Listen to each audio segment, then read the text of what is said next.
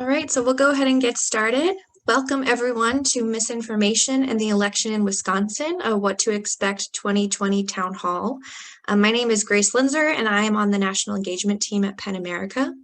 For anyone who's not familiar with PEN America, I just want to give you kind of a brief introduction to our work. So for almost 100 years, PEN America has stood at the intersection of literature and human rights to protect free expression in the United States and worldwide. And today, in the midst of a global pandemic and an unprecedented election, PEN is continuing this fight through the What to Expect 2020 campaign. And this aims to combat the surge of disinformation and misinformation that poses a threat to our free and fair elections. So this effort includes disinformation defense workshops, community-level virtual town halls and events with journalists and community organizers at the local level like this one, and a wider variety of other resources that you can check out at pen.org.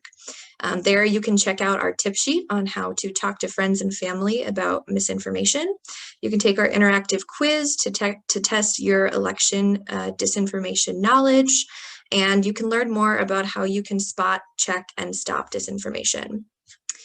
I'm grateful to all of our partner organizations for joining us at this town hall and for doing outreach to their networks for this evening. Many thanks to the Wisconsin Center for Investigative Journalism, the Center for Journalism Ethics at the University of Wisconsin-Madison, All Voting is Local Wisconsin, and Wisconsin Conservation Voices. I want to thank you all for joining us here tonight, and special thanks to our speakers, Howard, Katie, and Anjali, for taking time out of their busy schedules to share this hour with us. And many thanks, of course, to our moderator for this evening, Peter Burris. Before passing it over to you, Peter, I just want to share a little bit about you with everyone. So Peter is All Voting is Local's Wisconsin campaign manager. Prior to joining the campaign, Peter worked as a special assistant for the Urban Affairs Association. And in this role, Peter supported the development of the association's 47th, 48th, and 49th annual conferences in Minneapolis, Toronto, and Los Angeles. Recently, Peter has also worked for the University of Wisconsin-Milwaukee, where he led the curriculum development, facilitation, and assessment of a student social justice leadership development workshop series. Peter holds a bachelor's degree in psychology and organizational leadership from Carroll University, a master's degree in urban studies from the University of Wisconsin-Milwaukee, and a master's degree in international relations from the University of Edinburgh. So thank you so much to you, Peter, for moderating this event tonight, and I will pass it off to you. Thank you, Grace. So great to be here tonight. Thank you to you and PEN for pulling together what's going to be a great panel, talking about misinformation and the role of journalism in this moment, 15 days before a major election. We all hopped on about 15 minutes before 7 when we went live, and we're having a really nice conversation. So I'm looking forward to the conversation ahead. And I think, I'll do introductions and we'll get rolling right away. Conversation tonight, we're going to be talking a little bit about how misinformation is used as a tool of voter suppression. We'll talk about the way that it's intended to sow discord and undermine confidence, threaten our confidence in our democracy, some ways to overcome this, and then, how this particularly impacts Black, Indigenous, and Latinx communities, and what we can do about that as well. So first of all, Howard Hardy is the election integrity reporter at the Wisconsin Center for Investigative Journalism, and a local fellow with the international journalism nonprofit First Draft News. He most recently was a reporter at the Wisconsin State Journal. Howard has written extensively about government, natural disasters, and forest health in Northern California, and was a 2017 Environmental Reportage Fellow at the Center for Arts and Creativity in Banff, Alberta. So warm welcome to Howard. Katie Bartson-Culver is an associate professor in the University of Wisconsin-Madison School of Journalism and Mass Communication, the James E. Burgess Chair in Journalism Ethics, and director of the Center for Journalism Ethics. Long interested in the implications of digital media on journalism and public interest communication, Culver focuses on the ethical dimensions of social tools, technological advances, and networked information. She combines these interests with a background in law and free expression. Culver was the founding education curator for Media Shift, where she helped advance innovation in journalism, curricula, and courses, and is a visiting faculty member for the Poynter Institute for Media Studies. Warm welcome to you, Katie. Happy to have you here tonight. And last but not least, Anjali Bessin is the Civic Engagement Director at Wisconsin Conservation Voices, where she works on reducing institutional barriers to voting, leads a large-scale voter registration project focused on communities of color, and works with the Native Vote program. Anjali works in collaboration with other organizations to protect against voter suppression and make sure historically marginalized groups have their voices heard. Bessin is deeply passionate about civic engagement and committed to ensuring that all individuals, particularly those disproportionately impacted by voter suppression, have fair and equal opportunities to vote. Anjali has pursued this passion for many years as a librarian and now as Civic Engagement Director. Warm welcome to you, Anjali. And I think we will kick things off right away with just kind of a general question. So I'm curious, speaking from each of your own areas of work, what role do you see journalism playing in the 2020 election? Katie, could we start with you? Well, that's a small question, Peter. I'd like to be specific when we talk about journalism. I always threaten my students that I'm going to fine them a quarter anytime they use the term "the media." When people say, "Oh, the media don't report fairly," I'm like, well, what media are we talking about? I think news organizations have a pivotal role to play in this election, specifically in combating mis and disinformation. I don't think that's an easy role for them to play, but I've never seen them as more central to citizen power within a democracy than they are right now. Some of the challenges they face, of course, are, dramatically shrunken labor force. We've shed tens of thousands of jobs over the last 10 to 15 years, especially. And they face the challenge of quote unquote competitors who seek to look like news organizations, but are decidedly not news organizations. So I like to say they use the forms of journalism without the norms of journalism. And that makes it incredibly confusing for citizens to figure out where they can find their information on, as simple as where to register to vote. There are bad actors out there that are trying to confuse and mislead people and strip them of their rights as citizens. Thanks for sharing, Katie. Hopefully tonight, we'll be providing some trusted resources. We will be providing some trusted resources to combat some of that. Anjali, would you like to share your thoughts on this question? Sure. And Peter, if I heard the question correctly, it was, what is the role of journalism in the 2020 election? Yeah, and if you can kind of tie it into the work that you're doing, that would be great. Sure. So one of the things that when I frequently think about journalism and I think about the current election cycle, and in many ways, I think one of the things that I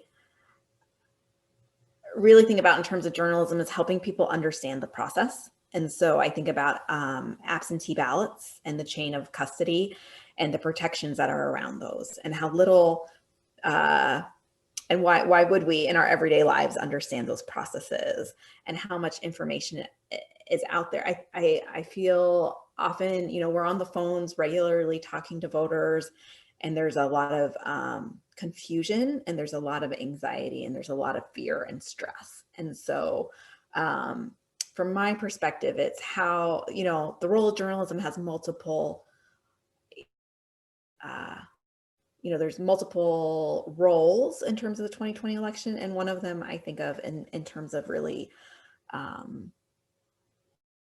providing people with information to help them understand the electoral process and what is happening for them in a every day way. I also think about that in terms of, I think probably for everybody here, we know that election night results aren't going to come in on election night as we're typically accustomed to.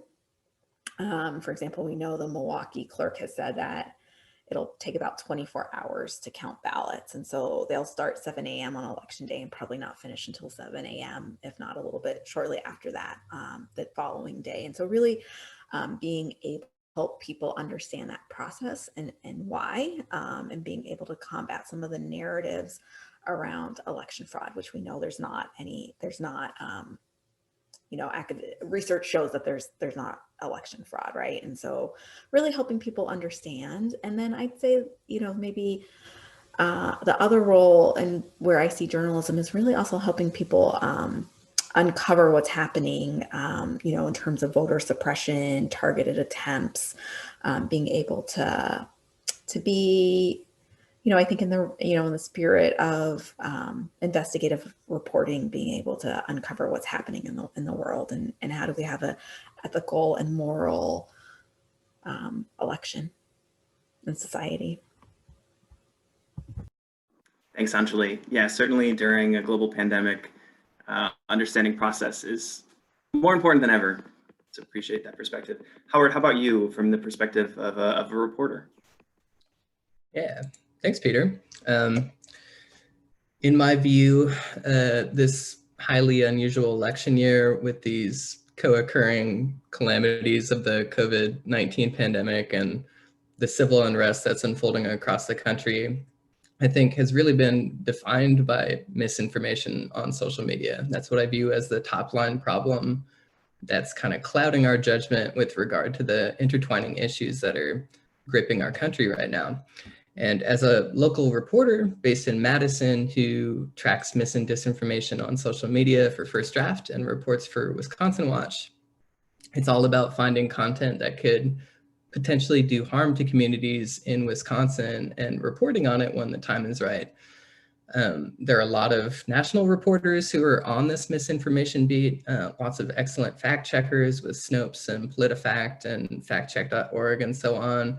But there aren't so many reporters on the state and local levels who are focused on what bad actors are saying on social media in their own backyards. So I try to stay focused on the false and misleading content that is specific to Wisconsin and try to fill that coverage gap somewhat by using the training I've received through First Draft. I also try to share my knowledge with other local reporters, which I've attempted to do by producing a toolkit for journalists through a collaboration with the Center for Journalism Ethics. So that's kind of how I see my own role, as just like this mix of reportage and education on localized misinformation. Peter, could I just tie two of those things together? And that is, Anjali makes such an important point, and rarely do I find a person who would love to hear about process. Like we generally think of process as boring, and journalism, if we have conflict, more people will read it. One of my colleagues who's involved in this election coverage and democracy network that I'm part of, it's about 70 scholars at 40 different universities who are making themselves available for interviews to local news outlets if they're looking for expertise on process. This colleague said, these are unprecedented times, but this is a pretty typical election. That there are more absentee ballots coming in, but they're coming in the exact same way. We're still swearing electors, we're training them. We are, focused on giving people access. And those are all the things we've done and have worked without any, not even significant, but like just the most minimal fraud ever shown. And so it's important for journalists to keep reassuring people on that fear front. Howard has done a phenomenal job with the reporting toolkits for journalists, but also a toolkit for citizens as well to not share this information. So as boring as some people think process may be, there's never been a more critical time to reinforce these processes and how long they have worked to have free and fair elections in this country. Thanks, Katie, for pulling some of those pieces together. I think as some of you, as kind of all of you touched on already, we're seeing misinformation used as a tool of voter suppression to promote division, cast doubt over the integrity of our elections, and potentially influence our elections outcomes. And not only is that misinformation prevalent on our social media feeds, as a couple of you have mentioned, but we're also seeing it spread by our state and national leaders. So digging into this, what to do about it a little bit more, Anjali, you touched a little bit on what you're seeing. Can you talk about what you, Wisconsin Conservation Voices, and other voting rights advocates are doing to confront those challenges and get trusted information across, and maybe point to the key trusted resources for this election? Sure. So I work in collaboration with a number of different organizations, including All Voting is Local, the League of Women Voters, and Common Cause. And one of the things that I think all of us are really doing is voter outreach. And so really reaching out to both registered and unregistered individuals in Wisconsin, making sure people have the information they need to be able to vote on or before election day. So I think that's one of our primary things. We also are, really thinking about how do we, both ourselves and our members, how do we work with our, folks who are members of our organizations or other organizations so that they are also, so we are not, when messages that involve disinformation come out, so we're not amplifying them, and so that people have the information they need to be able to. And so really looking at like, how do we train other people in the community to be able to effectively look at and analyze information. Thanks, Anjali. And Howard, in your role as a reporter, you mentioned a little bit talking about training other journalists, making sure journalists get on the same page about the way to approach these issues. Can you talk a little bit about what is or isn't happening and what should be happening to combat some of these problems? Yeah, sure. Well, I'll start with my view of what's happening with the disinformant side of things right now. Like with the voters on either side being so deeply entrenched in their beliefs and pretty well decided on who they intend to vote for, if I may venture. I think we're seeing some acknowledgement that political advertisements and super partisan messaging on social media aren't likely to move very many people's opinions this late in the game. So we're seeing a shift away from posts talking about this candidate's merits or that candidate's flaws, and toward this narrative that we can't trust the vote, we can't trust mail carriers, we can't trust elections officials, we can't trust the electoral system as a whole, and therefore we shouldn't accept the results of the election, especially if they go against our preferred candidate. So it's kind of like the equivalent of overturning the table instead of attempting to play the board game. On the other side of the coin, and you guys already mentioned this a little bit, rather than focusing on the campaigns of the two presidential candidates, reporters are starting to double down on public service journalism and explanatory pieces about the electoral process, which I view as like a really positive trend.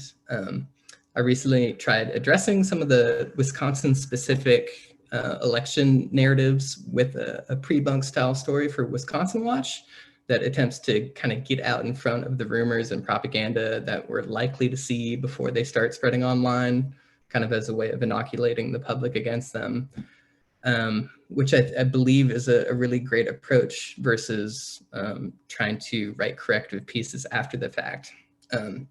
That piece was published over the weekend. I'm super proud of it, but I'm already starting to see it be dismissed as fake news or like partisan hackery in some circles on the social web. And that can be very discouraging to see your stories get routed into these really deeply partisan channels. Sometimes it kind of feels like you're shouting in the wind. So that's what I view as the main challenge is kind of cutting through the noise and trying to help preserve public trust in our democracy. Thanks, Howard. Katie, can I ask same question from you as a faculty member in this space? Can you speak both to the question I asked Howard, but also more broadly to the role of institutions of higher education in combating some of these issues? Well, I do think media literacy is an important component to this.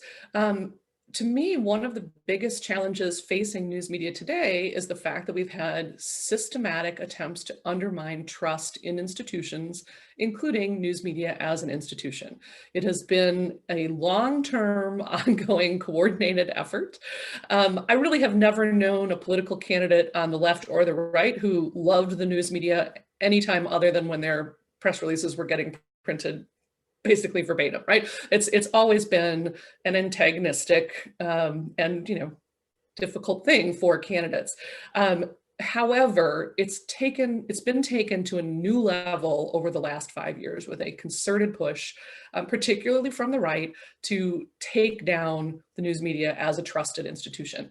The good news for local news, and there's not a lot of good news for local news because there's such tremendous pressure, but the good news for local news is that, when we look at surveys of trust numbers do go up when we're talking about local outlets, particularly local outlets that people see as engaged with their communities.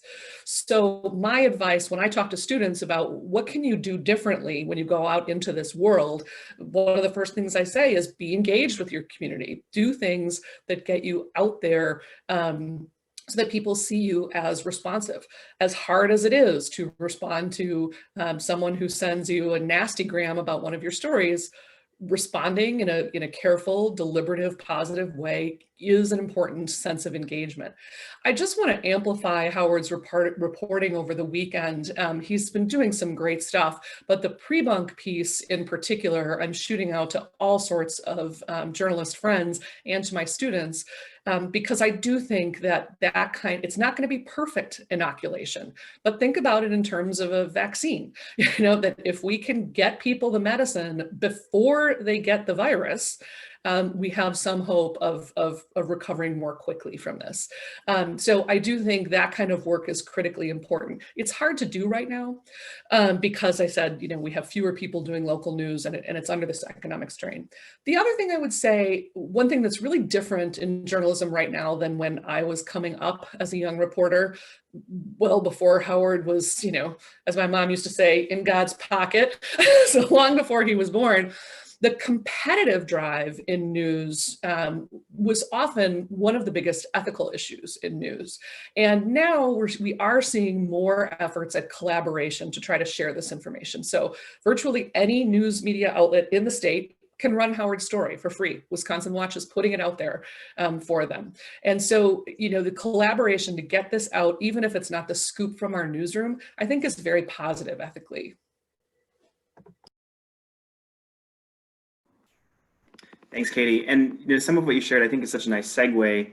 Part of the success of misinformation is the way it sows discord, undermines confidence, and threatens our sense of shared knowledge. So we kind of talked a little bit about the way misinformation, disinformation is potentially impacting this current election cycle. But speaking, looking more at the long-term undermining of our institutions, Katie, as you were talking about, and Howard, to a little bit of what you shared earlier, you talked a little bit about reporting when the time is right and kind of briefly touched on some dilemmas in journalism. As a journalist, how do you weigh whether or not your reporting may feed a narrative that is harmful or erodes the public's confidence in the election against your obligation to hold people accountable and report on what our leaders are saying? And are there other ethical dilemmas that you continue to face in this work? Presumably face, I should say. Yeah, excellent question, which I would love to answer. This is actually a big subject that I've touched on quite a bit in the toolkits that I mentioned.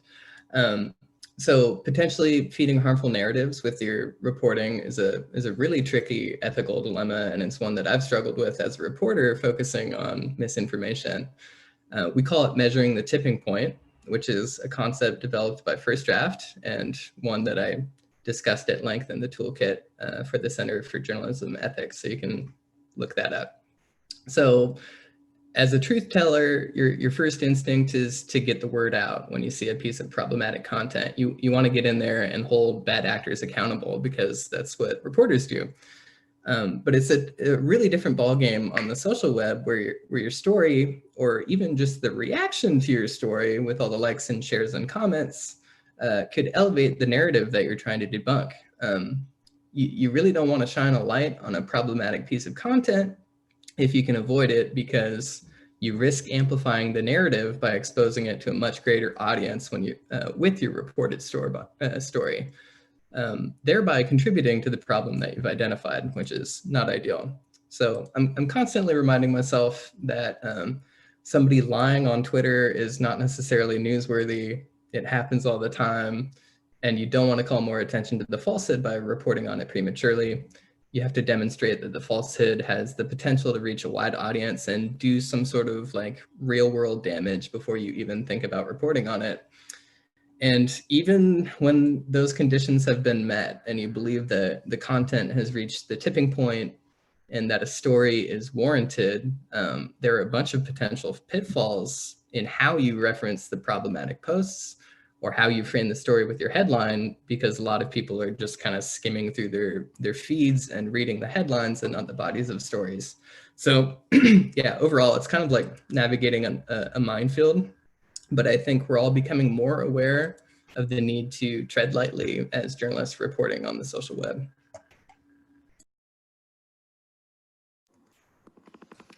Thanks, Howard. If I could take kind of a specific example of this to you, Katie, talking about Facebook. Facebook said it would prohibit ads that make premature decisions about the election, as well as ads that delegitimize the outcome. For example, this would include calling a method of voting inherently fraudulent or corrupt, or using isolated incidents to delegitimize the result of an election. From your perspective, is Facebook's response here sufficient? Is it meeting the concern adequately? And what do you think needs to happen to combat appropriately? And then third part of the question, if I could pile another one on. What advice would you offer to voters in Wisconsin to check for misinformation and find sources that they can rely on? So talking, specifically in the social space. Wow, it's like my PhD prelims. I have a 3-part question and each part has 5 parts. Just kidding. So Facebook, of course, we wouldn't be having this conversation without that platform. And there is a part of me that wonders if Mark Zuckerberg doesn't wish he could take a time machine back to his Harvard dorm room and get a do-over and do this differently. The thing about these platforms is that to make money, they have to incentivize us to stay on the platform as long as they can possibly keep us and go after likes and shares. And that's what the platform is built for, and that is what the platform is doing. Unfortunately, it's doing a lot of it with mis and disinformation. It's important to note that Facebook's stance there that you mentioned, which I think they have taken some positive steps. I don't think they've gone far enough, but I think they've taken positive steps. Those measures focus on ads. And advertising is one part of this, but it is not the whole of this. And so we have to be thinking not just about people advertising, but also what we all share. So my advice to people to kind of stop this spread, in the same way that I'm wearing a mask during a pandemic, because I see myself as a responsible citizen who cares about my community, I need to do the same thing on Facebook and Twitter. I need to think about what I'm sharing before I share it. And my number one piece of advice, I was doing a talk at a library and I had this 78-year-old woman ask me, well, how can I not be part of the problem? And I said, well, actually, my simple advice is anytime anything triggers an emotion in you, anger, confusion, sadness, stop, take a breath, move away from it. And if it's still important to you 30, 60 minutes later, then think about sharing it. But anytime we have an emotional response, that's when we should be least likely to share. It's just a critical component of it. All of these actors, good or bad, are trying to trigger emotions in us. That's what keeps us on there, and that's what keeps us liking and retweeting and sharing on Facebook. So stop and think about it. I think Penn has an ad out right now. What is it? Spot it. I think Grace can probably help me. I think it's spot it, check it, and stop it. And I think that's really good advice to spot information.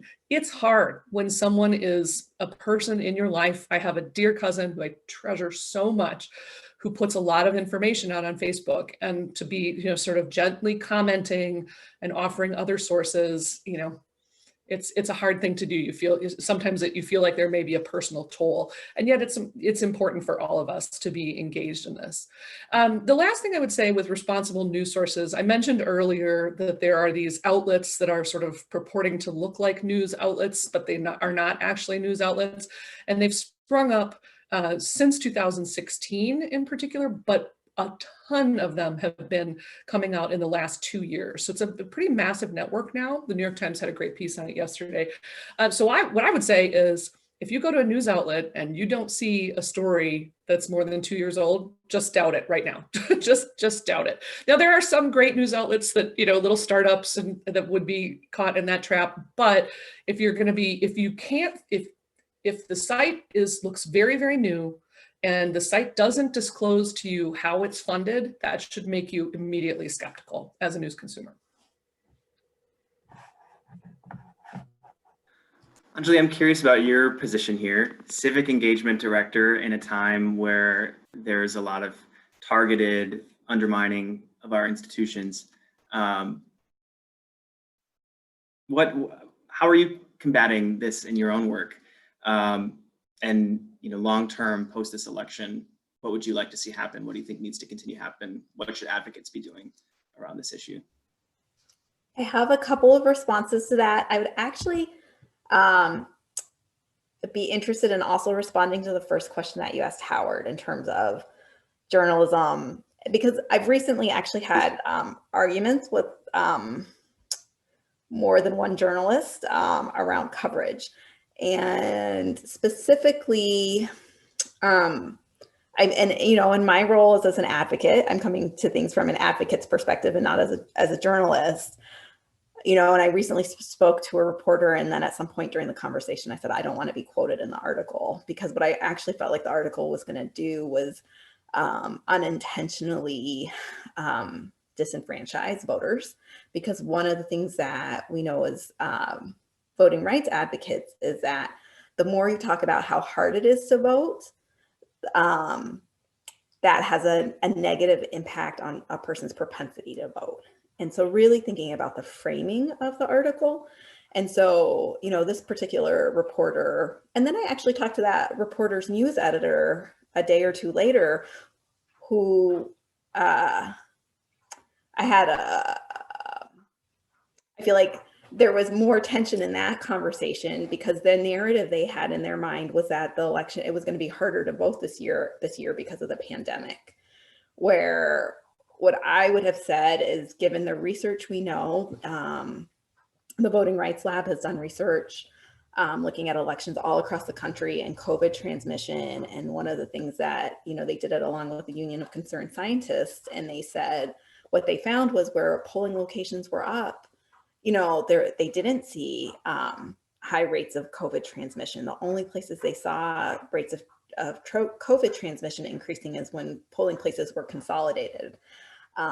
And so I was, if I'm completely frank, I was really frustrated that I was talking to a news editor whose narrative was that the election is going to be harder, when the majority of, we know the Wisconsin Election Commission last week put out a report about who still needed poll workers, and the majority of Wisconsin has 1,850 municipalities, and of those, there were, I think, less than 50 who still needed poll workers. And so I think this is not the question you asked me, Peter, but it's something that I really think about a lot in terms of reporting and the framework, and how do reporters both report on what's happening in the world, but at the same time also not unintentionally, maybe similarly to what Howard was saying in terms of thinking about what are we amplifying or not amplifying, how are those messages being framed in a way that help voters, opposed to having an impact that you may not recognize is there. And how do journalists also set their own framework, right? Like, I was arguing with a news editor for an outlet that I actually really respect, and it was clear to me that their framework wasn't coming from a place of having looked at their research. I appreciate you jumping in and tying those pieces together, Anjali. I want to focus in on the folks that are most impacted by these issues. Black, Indigenous, and Latinx communities have been disproportionately impacted by not only disinformation, but COVID-19 in general, and policy decisions made over the past 4 years. Howard, to you, what are journalists doing to center and support disproportionately impacted communities? What are they doing? What aren't they doing? Should they be doing? If you could touch on any of those points. Yeah, another really important question. Well, I'd start by saying, like, we recently learned the full extent to which Black voters in Milwaukee were targeted with disinformation on Facebook to discourage voting in the 2016 election. The Trump campaign tried to convince people to stay home with these targeted ads, and the evidence suggests that it worked in some neighborhoods in Milwaukee, as well as other cities throughout the US, so it worked to a disturbing degree.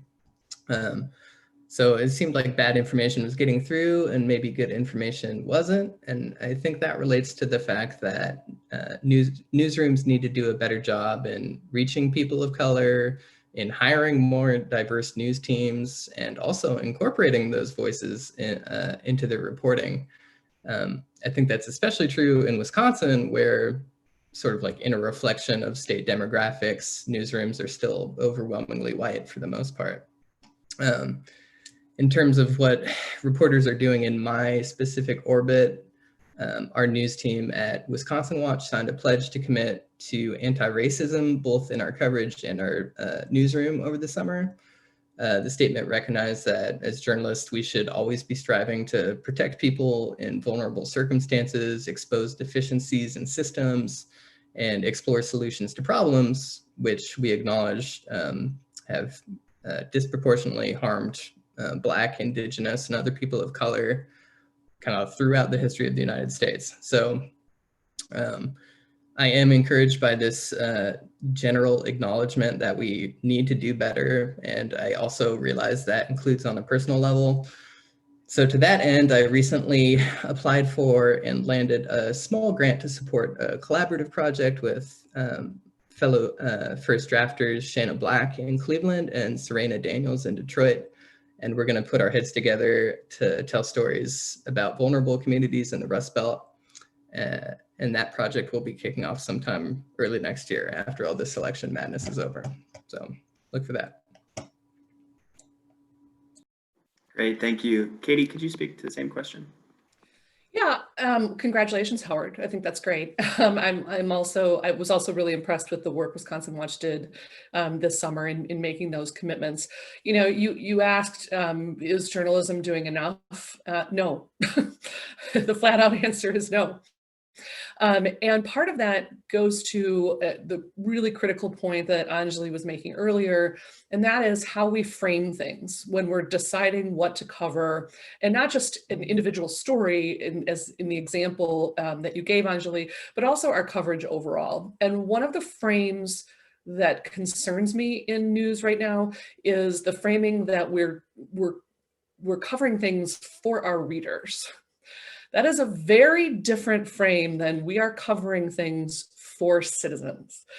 When you're talking about audience, you know, if you took the mainstream news media in Milwaukee, for instance, I 100% guarantee you their audience is disproportionately white, highly educated, and middle to upper class than Milwaukee County overall. Or even if you took Milwaukee plus the suburban ring, the WOW counties, you would be way off. So if we're speaking to the people who buy our product, we're not serving the public interest in the ways that we should. Now, I will say, I think journalism today is far better off in that regard than a decade ago, or certainly, you know, back when I rode my dinosaur to a newsroom. The conversations are better. There's an opening up. You have organizations committing to making some changes. But I still think we have a long way to go. We have work to be done. And one of my concerns is that there's actually a mischaracterization of a common ethic in journalism, and that is the idea of independence, that we shouldn't be intertwined with our sources, or, you know, we shouldn't kind of open the door for any kind of bias in our work. And I do worry that we take that notion of independence and see it as a call to separate ourselves from our communities. So to never go to, you know, a school event or a community picnic or that sort of thing. Well, look, if you're going to stay separate and apart from everything that's going on in your community, then your only perspective is the perspective that you live. And the perspective the lived experience in newsrooms is disproportionately white, educated, and middle to upper middle class. So we've got to break those barriers down somehow. I don't have a magic solution, but I know that this is one of the most critical calls to action in news in the United States right now.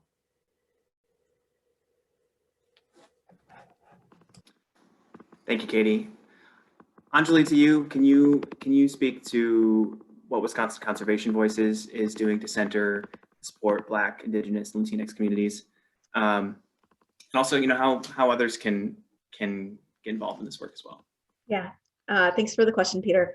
So Wisconsin Conservation Voices, one of our longstanding programs is our Native Vote program. We've had it's been in existence for over 10 years. It originally came out of a collaboration with the Bad River tribe when there was an opposition to mining. And so we currently, our First Nations organizer, D Sweet, there's a team of 6 Native vote organizers, and they've been working with tribes across the state. And it's been a really fruitful collaborations. Each of the tribes has been sending out mailings to their members with voter information and voter education. And we know that, I think as most of us know, like the messenger who you get the message from is critically important. And so for those to be coming directly from the tribes to their members, we recognize will have a greater impact than if it came even directly from us. So, we'll continue to work with our Native Vote program. And we, that program's done really some exciting stuff this year in terms of also working with tribal leadership. We just, I know Howard was talking about disinformation towards communities of color. We just started a digital ad campaign and a radio campaign that's focused really exclusively on tribal members and with tribal leaders from across the state. And so we feel really good about that. In addition to that, we have a voter registration program that's been focused on communities of color in both Madison and Milwaukee.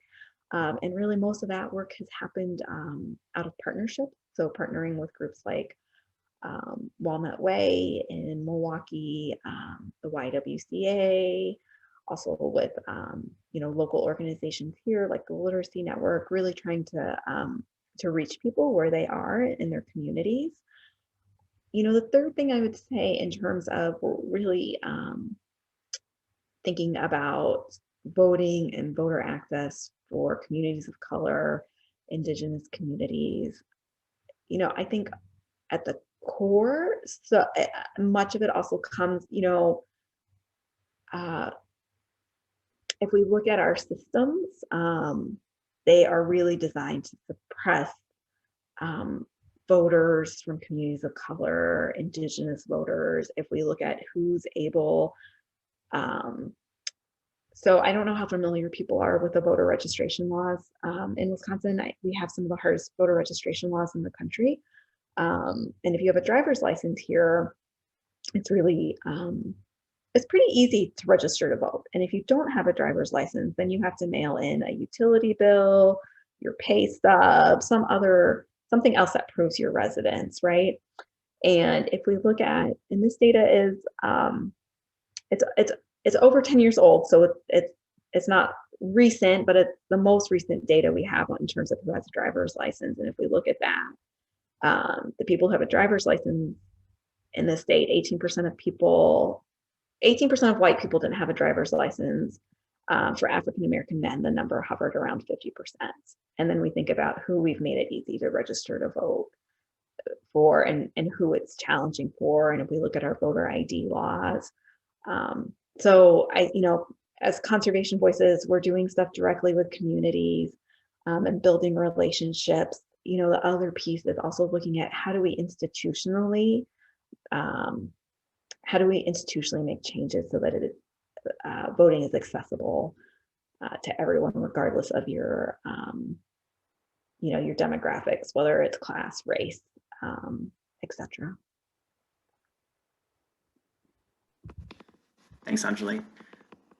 We are, we're at 7:45, so want to open up to questions. There's one question in the chat. I also want to make sure that we have time for you all, for Anjali, Katie, Howard, to share anything. I mean, we could talk for hours, I'm sure, but share any big pieces that we missed or anything you want viewers to know tonight.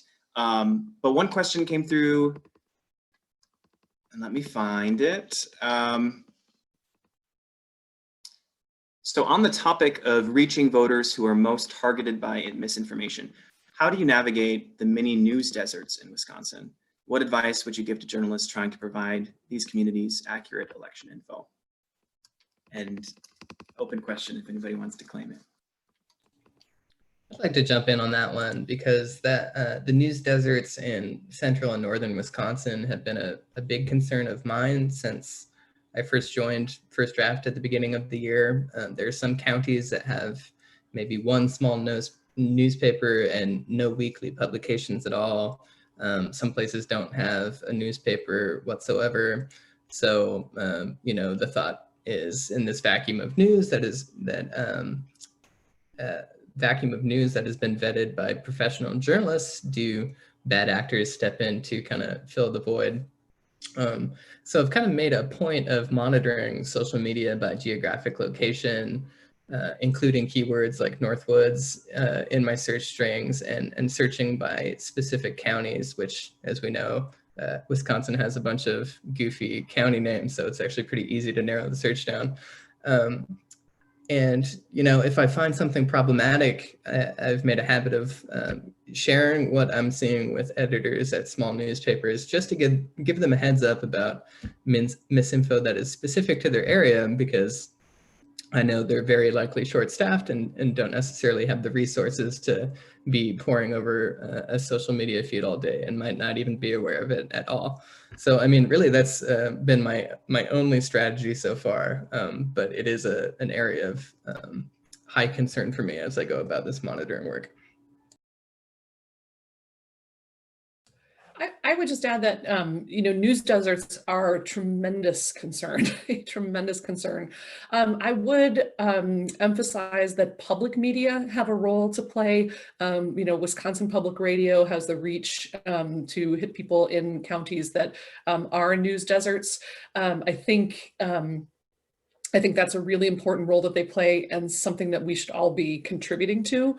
I also want to amplify something Anjali said earlier, which is that it is completely clear from the research that when we have horse race coverage in news or these cacophonous social media environments, that the voters who are in these environments feel confused, they feel demoralized, they feel less efficacy in their political participation. And that's really important for all of us to counter.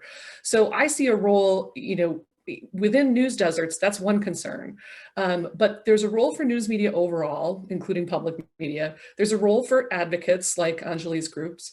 There's also a role for opinion leaders within communities, business leaders, civic leaders, as we saw with the NBA and Major League Baseball advocating for opening up larger polling places.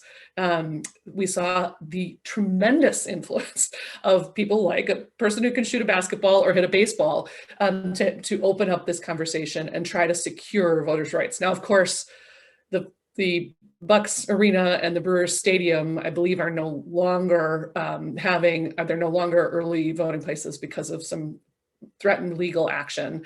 But that still sends a message to voters that these opinion leaders believe you should vote. They want you to vote. They want you to combat the suppression. And the more we have of that, to me, the better.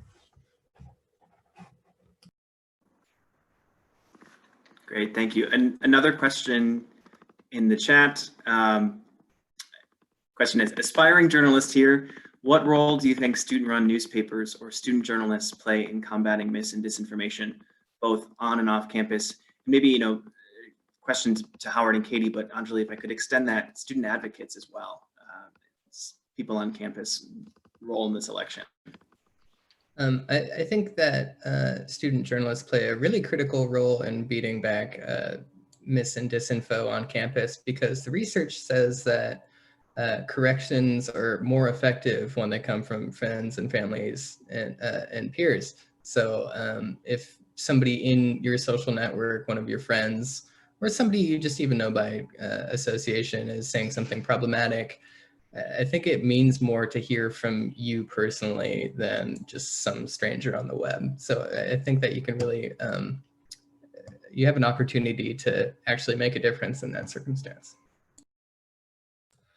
And if you want to draw me in hook, line, and sinker, just start the question. A question from an aspiring journalist.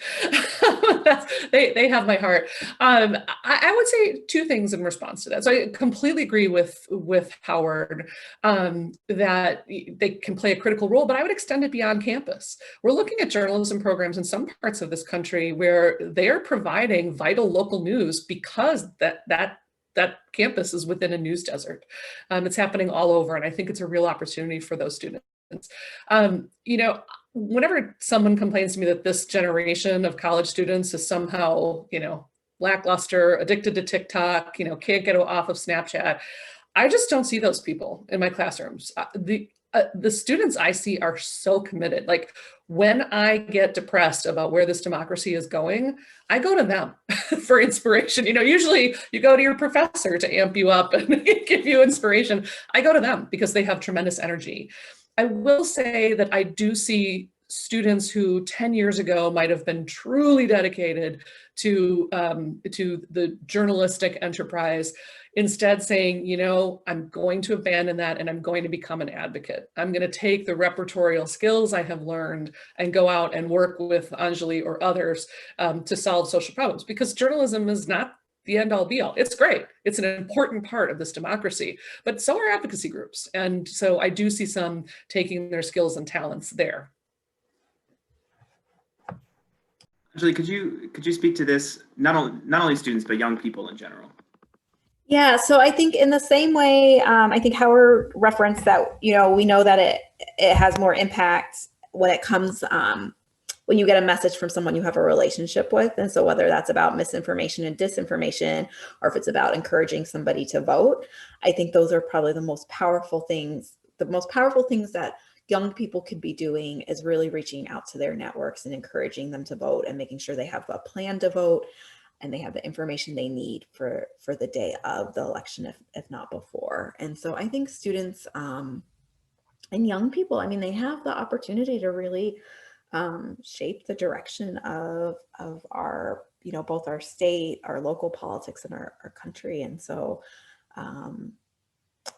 really encourage everybody to both not only vote themselves, but to activate their networks. Thank you. We're coming right up on 8 o'clock. I want to ask a broad question. If any of you have things that you wanted to share that you haven't yet had the opportunity to share, things are missing, important information for folks to know.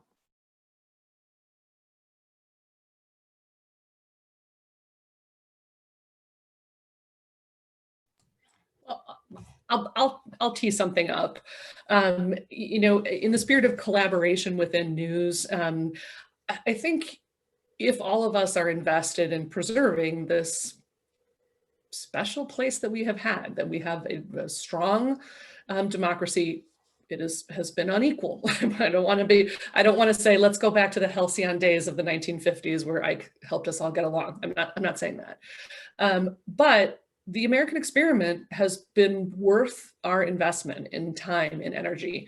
And right now, when there are people who are trying to actively sap us of our power, there's never been a more important time to claim that power, to say my vote matters, my information diet matters, my support of local news matters, my engagement with community organizations matters. When everyone is trying to sap your power, that's when you need to defend it most vigorously. And I see young people doing that. I feel like I am doing that. I am more engaged now than I have ever been since I got the power to vote in 1984. So I hope that people who are doing work like Howard and Anjali can help people feel less demoralized, can help them feel less powerless, because we've never been in a more critical moment. You're here.